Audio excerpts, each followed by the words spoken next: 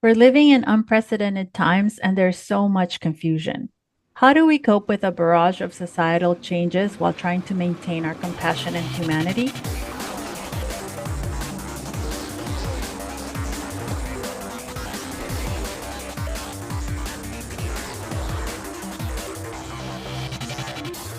Welcome to the DIESOL podcast, where we focus on developing innovation in English as a second or other language. I'm Brent Warner, professor of ESL, and I'm here, of course, with Ixchell Reyes, award-winning educator in innovation and professional development.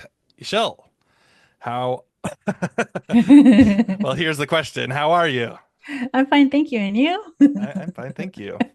Okay, so we've been gone for a couple Mhm. months. Took a little break. Little break. Part of that was, you were moving around. There's Mhm. just it was uh, lots of shifts in schedule. Some fires in there. There were some fires. Ay. There was some of you might have heard about this election that has changed things. So okay, all right. Obviously, this is a big issue, and so part of me too, Michelle. I shut down for a little Mhm. while. I'm like, I don't know. Like I just need to focus on other things, right? And um, so really, the question, how are you doing? Like for me, the answer has been not How are great. you? How are you coping? Yeah, how are you coping? Is everything okay, right? And the answer is generally no, not really doing very well at all. Like not seeing positive futures or things to help other people or just, Just just to even to help ourselves help. too. Yeah, exactly. I mean, and that's so we're gonna get into this, but like, that the metaphor of like, the God, and even these metaphors are terrible now too. But like when there's a plane emergency, right? Oh, The the the mask, the the oxygen mask, mask. yeah, take care of yourself first and then take care of the people next to you, right? Like, and it's like, okay. But even that metaphor Hmm. now with the airplane crashes and the fires, metaphors, oh my God, everything is hard to deal with. And I think that's part of what we're trying to talk about today is understanding that, right? Yeah. You've been dealing with a lot of this stuff too. You've got all sorts of issues. So first, are you okay? And this is for you, I'm Michelle, but it's also for people yeah, listening. Are you okay? yeah. I am okay. Okay. How are you, Brent? No, how I are you really? In the moment I'm okay. Mhm. So I am not an anxious person normally, but Mm. I definitely had a lot of anxiety coming in on through the first week, and that kind of has faded down. I had a real like kind of punch gut in my stomach thing going on, and but now I'm like I was really really scared there was going to be other problems, and some of those things haven't quite come out or at this point anyways, but for right now I'm feeling trying to cope. I guess we're all trying Mhm. to cope. I don't know if I'm okay, but we wanted to talk about a few things. So first, you and I are not psychologists, right? We need to Right. be So quite no clear on that. psychologist, no therapist. We're just two people who talk about the things that are happening and Yeah. And I think that this is, this new presidency, all of these things are going on, are hard for us and also hard for our students. And one of the things, Michelle, that I've noticed is a lot of people are just not saying anything, right? There's just kind of a lot of quietness or concern or like, what do I do? And that's a worrisome part. We're still early in on this. It's still only a couple of weeks at this point, but it is like a hold on a second. Like I was like, why isn't anybody talking about it? Well, everybody's just trying to either stick their head in the sand, which works for some parts of time, but there's also just like, are people scared? Are they worried about like what they post on social media might come back to haunt them later, right? All of these kinds of things where I think it's before, it's all of those, right? Because yeah, it's a and little and bit of all of those. how about you? Have you felt like alone in sometimes, like alone in this sometimes, I or I think I think that's the part that's the where when you ask, are you okay? mm-hmm, I think it's the part where you start to feel alone if you're mm-hmm, not hearing. Like, I definitely don't want to hear the negative aspect of it, but I want to feel connected because at the end of it all, we're all in it together. We just haven't shared our experience. Perhaps we're shocked by it mm-hmm. or we're scared, or both.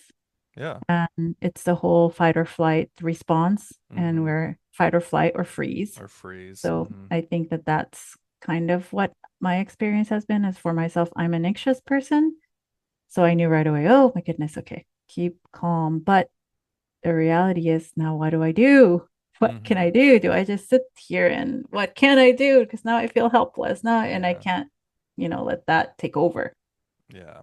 So I think with with that in mind, with the idea that we're not professionals, but also kind of keeping in mind that this the way that we are thinking about these things is also think about our students too, right? Like Mm-hmm. what's going on with them, and they feel even less connected, especially for the ones who are immigrants in the States for Oh. different reasons, right? It's like, wait a second, I came here Mm-hmm. because this is the world that I understood America to be, and now that's all shifting, right?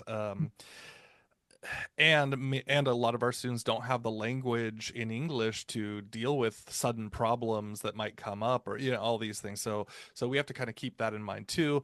But you and I decided, Shell, one, you know people listen to the show. It's like, Yeah. are why we've complained about other organizations in the past saying, well, why aren't you speaking up, why aren't you saying anything, why aren't you like helping people out?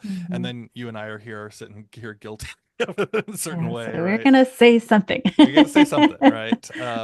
Even if uh it is just talking back and forth about it, because really, a lot of the issues we do talk about on the show is because we know if we're thinking that or if we're wondering that, then someone else out there might also be wondering the same. mhm, yeah. So um so this and is a and then community, and I think it's important for us to reach out, reach back us through our episodes, and let you know that we are still here. We're still a community. yeah, yeah. So we're gonna share just a few thoughts, and again, take them as they work for you. People might disagree or say, "Hey, that's not enough," or whatever else it is. But I think anything that you do is enough at this point, right? Like trying to get yourself into a better state of mind, or whatever it is. So we have just a handful of suggestions or things, coping mechanisms. Again, it might not be the same thing as works for everybody, but Yeah, these are things that I've heard or that I've kind of some of them are for me, some of them are for you, but like just ways yeah, to and make a little changes. it might help you to think of your own ways that we haven't listed. So it's a starting point. Yes. Okay. So I'm going to start with the first idea here, which is I was talking to the editor for my book. And shout out to Steph for that. But I was saying, well, it's like, oh, what do I do? What do I do? Right. And then she said that she had read somewhere um, that, what do I do feels so separated from anything, right? There's like, Mm-hmm. it's just like, is there an action, right? But she said, Mm-hmm. she said, and whoever said this deserves, the actual credit for saying it originally, but I don't know where that came from, which was, instead of saying what do I do, say what can I make. And so that could be anything like us right now recording this episode saying, hey, we're actually making something, being a little bit productive, trying to help towards something. It could be baking cookies, right? And just kind of saying like, hey, I'm going to get into the hands-on work of doing something directly in front of me. But I think that what can I make makes action much more tangible than what do I do. Yeah. And I think a, a part of that is remembering that right now, many of us go to social media because we want to hear the latest update. We want to know what's going on. We want to know what people are saying. But the reality is that that's just pulling you back into that space. So instead of connecting online, connect in real life. I Mm, I have had quite a few friends of mine who recently have told me I'm going offline. I just wanted to make sure, and they text me on the phone and they say I want to connect in real life. mm, Spending time outside doing physical things with the people that you normally would connect with. And I understand that social media or social media platforms allow us to not have to be so far away physically from certain people, like if your relatives or friends are in another part of the world. But what about the people that you have around you? mm-hmm. Right. So I think it's really important to connect face to face in real life. And another approach to that too, Shell. Just the other day, I went for a walk by myself, and a friend called me up, and I was talking to her while I was walking. So it was, Mhm. we weren't together at the moment, Yeah. but like we were having conversations, and it was Yeah. like, Phone calls. Good yeah, old you phone yeah, calls. yeah, remember phone calls. But it was great, I mean, it's like, okay, I'm getting the physical activity, I'm getting the movement, and I'm getting that conversation. I can't be with that person, in the moment, but we could have the conversation. And so, maybe planning, time to chat with people while you're doing your walk. I see people do this all the time, they always have, but it's like, but now it's like, okay, you're kind of doubling down on it. So I like that as a possibility too. By the way, I'm just gonna add in, getting out in nature is so like grounding.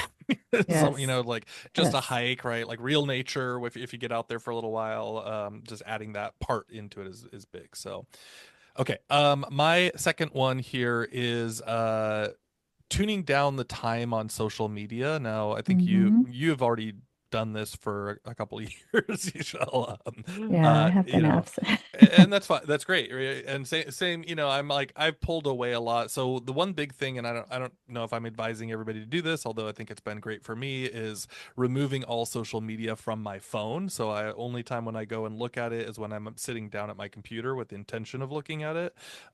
So that's one. But then the other part with the social media too is like you can kind of you can give the algorithms an adjustment by spending time more. The language that I use was kick your algorithm in the nuts. I don't know if that's bad language on here, but I'm just gonna. So but changing the things that you're looking at on the social media intentionally. So if like spending more time like looking at the kitten videos, or the for me it might be like how to make coffee videos. So trying to push those types of conversations more up in your feed, instead of doom scrolling and rage scrolling on things that are not so good. So figuring out, making proactive moves on your social media, I think is a big shift that a lot of people are in desperate need of, but it's hard sometimes when we're trapped with trying to keep up with things. I think it's also a good time to go back to pen and paper Mm, and use writing as an outlet for energy, or typing, I suppose, if that works for you. And it doesn't have to be writing for public sharing. I think it could just be for yourself. Oftentimes, um, these days, maybe you don't want to share how you're feeling with someone else, but you might want to write how you're feeling. And, hmm you know, that is an outlet, right? And you can just throw something away at the end if you don't want to have to reread it.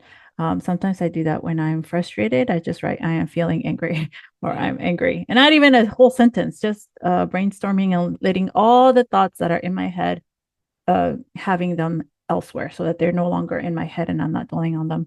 But I think writing, to whatever degree you want to take it, I think it's a really good thing to to use as a coping mechanism. Even doodling or the coloring books, the adult coloring books, yeah. because you're channeling energy, and that's one of the things you want to do is get rid of that anxious energy or sad energy, and then you keep your brain moving and you're able to produce the happy chemicals. So Yeah. writing. Writing, yeah. And can I come back to your point a little bit here, Shell, about Hmm. you said like, hey, you don't always have to share it publicly. Yeah. um I guess I just want to kind of reaffirm for anybody, I think there's a sense for people who are online a lot that like, if you're not doing it online, you're not doing the work, or if you're not showing like all of your steps, then like it doesn't count, kind of thing. Yeah. And that is it's an insidious mindset, I guess, right, that is not productive for us. Like, hey, if people don't see that I'm doing this thing, and this has actually kind of held me back from saying, well, what do we do for our next episode, right? We skipped our 25 for 25. We skipped all these things, like we're supposed to be productive and showing work, and it's like, well, you don't always have to be showing those things, right? You don't always have, Mhm. even an episode like this, right? It's like you don't have to do these kinds of things to be taking care of yourself, right? Or to be participating in society, or to feel like, hey, I am going to resist certain things, or I am going to make local changes, right? I, Mhm. I think all of these things are one, if you want to share them publicly and it's important to you, that's fine, but also don't make the public sharing the reason you're doing or not doing something. Mhm. Like that is secondary, tertiary, or beyond. Like it's Yeah, just do not it the for environment. yourself. You got to do Hmm. it for yourself because at the end of the day, again, it's a coping mechanism and it's a strategy. And um, in the same way that we teach our students, write Hmm. things down, let energy out. I know in my sister's school, my nephew is lucky to be, he's, I think, in second grade, and he's lucky to have a school that's very pro mental health awareness. And Mm. so they talk about writing or doodling and at 8 years old, that's a very good skill to be practicing. Yeah, yeah, that's awesome. Um, okay, so my next one, and Michelle, you're gonna have to kind of forgive me. I'm gonna read this whole thing, I think. Hmm. For it. But it's a little bit long, but it's a thread that this woman wrote. Her name is Michelle Baker. She wrote it on Blue Sky, and she has cancer, and she has terminal cancer, right? But she wrote this really interesting thread that was very helpful for me, and so I just want to read it out. It might take a couple of minutes here, so bear with me as I go through the reading, and I'll link to this so anybody can reaccess it later. Being a shy, or sorry, being being a person with deadly, incurable cancer who is nonetheless still alive for an indefinite time frame gives me an interesting metaphor that helps me deal with things like large-scale corruption in government or commerce. Bear with me for a second while I try to explain. So there are times when I need to pay attention to the cancer, like when I have to go to a doctor's appointment, take medication on time, or make choices regarding self care to increase my quality of life.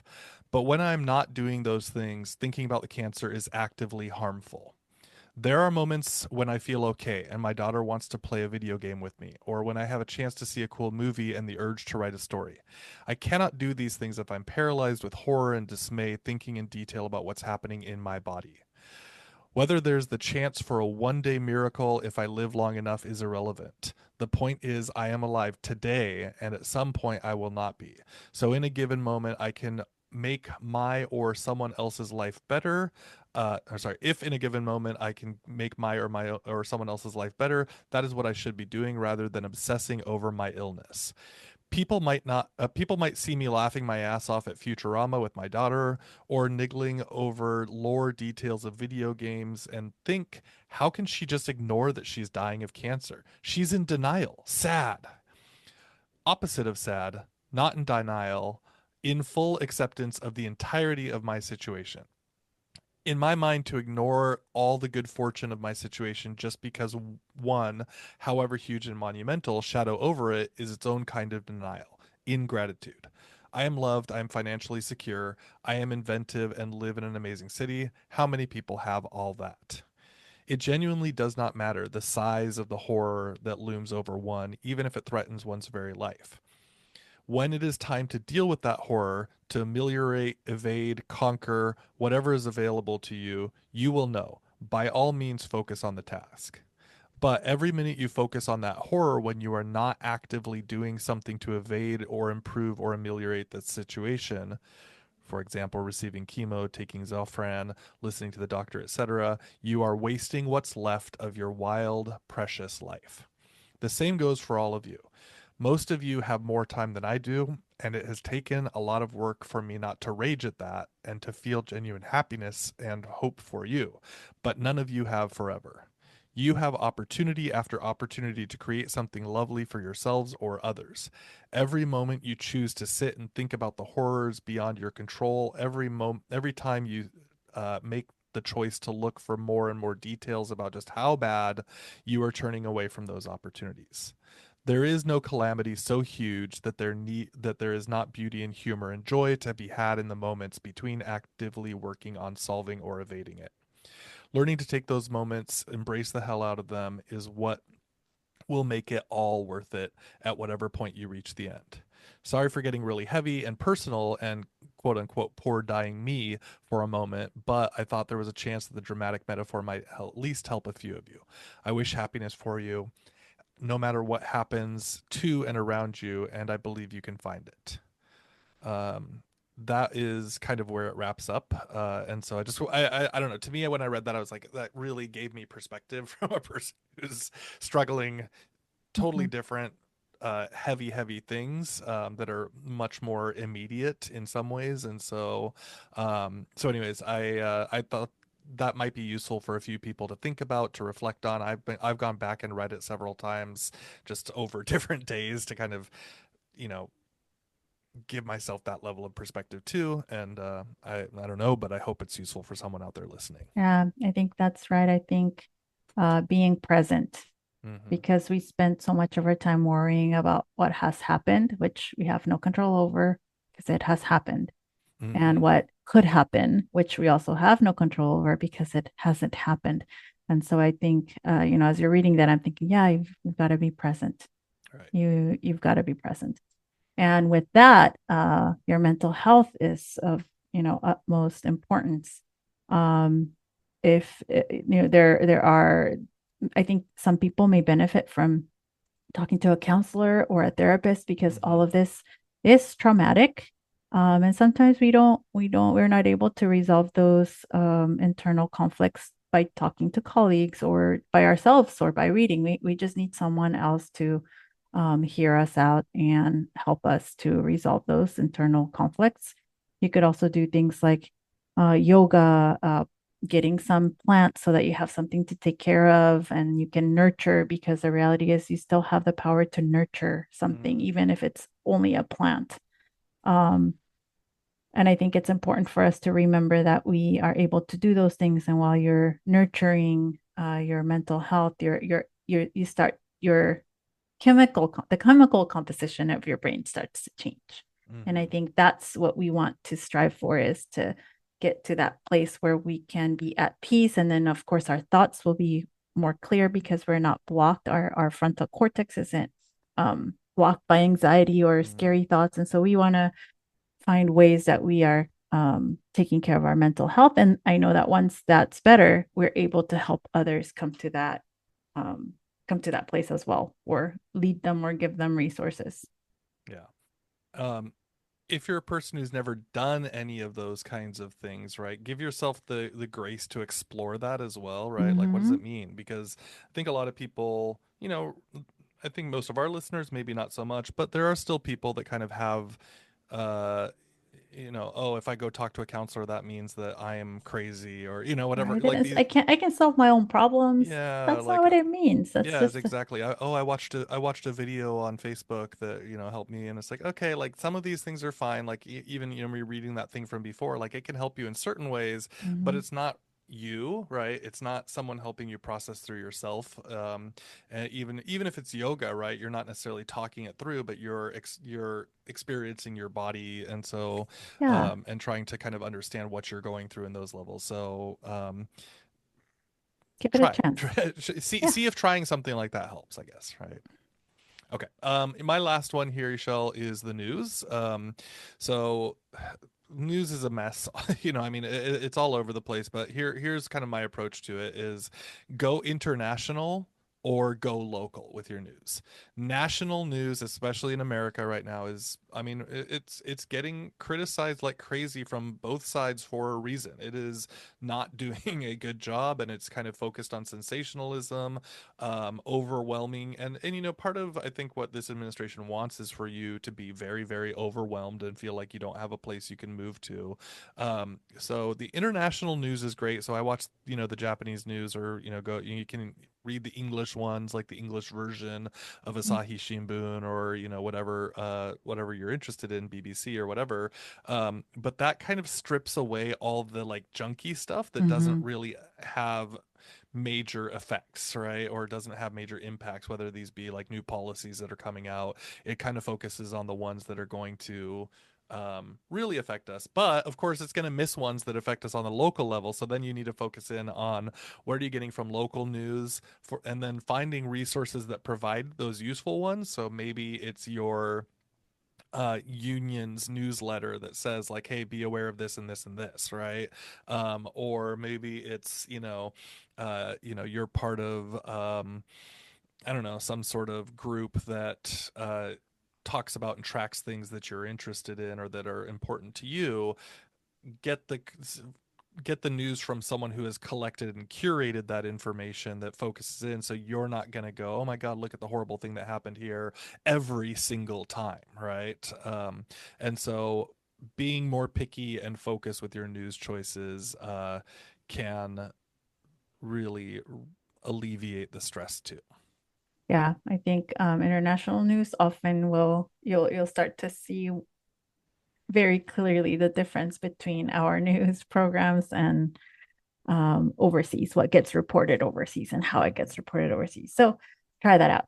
Yeah. All right. So my last coping strategy is more comedy, more jokes. Yes. And I know that, at times people have said, well, how can you laugh at a time like this? No, no, no. This is how societies, um, we got some of the greatest art because people were drawing comics or I think there's a famous Japanese photo with the frog and a hare, and it's like a really old photo, and Mm, people like the history of it is that people wanted to find humor in times of difficulty. And mm, so again, it's a strategy. I think it's a human strategy um, to get through the difficult times.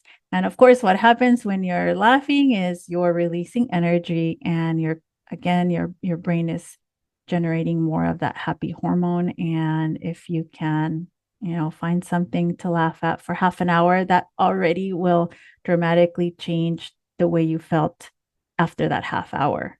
yeah. And I would say lighthearted things, we I think one of my favorite go-to shows is The Unbreakable Kimmy Schmidt. Oh yeah, yeah, I can watch 2 or 3 episodes and I'm just laughing. So find the one that brought you joy before and put it on in the background and um share with others and more jokes. I yeah. think that helps to change how you're if you're feeling stuck. Good. Love it. Yeah, so these are not really like, hey, calls to actions on how to fix the Yeah, we don't. world, right? Really what we're just saying is like find ways to take care of yourself first. I think that Mm-hmm, those conversations are developing, right? Like, how to what we can do as people who believe in helping other people and making a better world, right? Like those conversations are uh I do think there's been a little bit of scare and shock and like what like that confusion, but now I think people are finally going, wait, we gotta actually start figuring this out, right? mm-hmm, And so for now we're really just talking turn inward conversation. How do you take care of mm-hmm. yourself? I think that there will be opportunities to say like what are the next steps moving forward. Right.